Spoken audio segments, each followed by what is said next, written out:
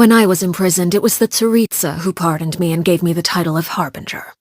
I could sense she was a person of true sincerity and compassion, unlike all those pompous hypocrites with their posturing and rhetoric.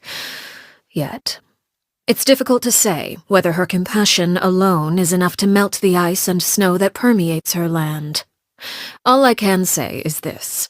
If we are forced to be at odds one day, I will raise my weapon against her without hesitation, because that is the greatest level of respect I am able to bestow.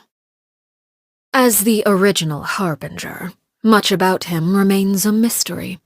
Upon our first meeting, he recognized my background with ease, yet to this day, I know little about him. He is very powerful, and that power comes with a high level of responsibility.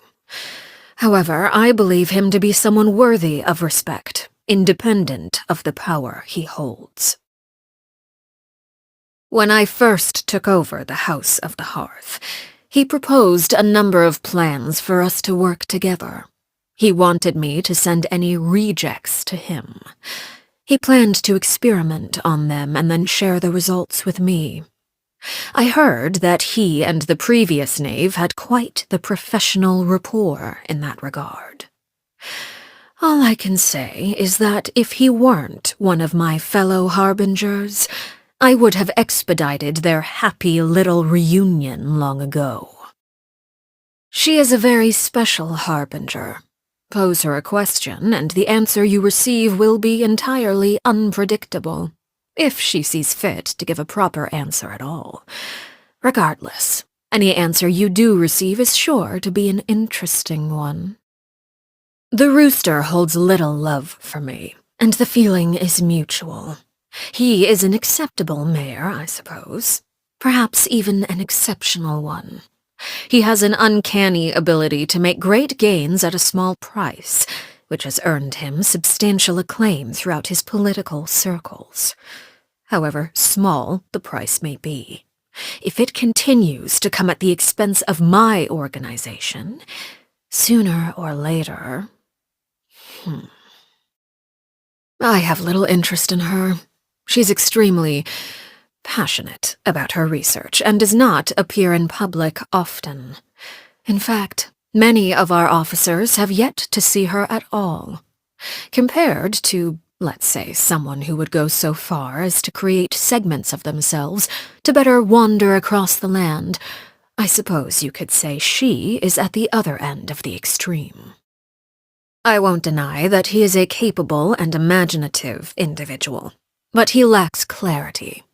He can formulate grand plans and manipulate the economy with ease, yet at the same time, he allows his actions to be governed by the vengeance and hatred locked in the depths of his heart.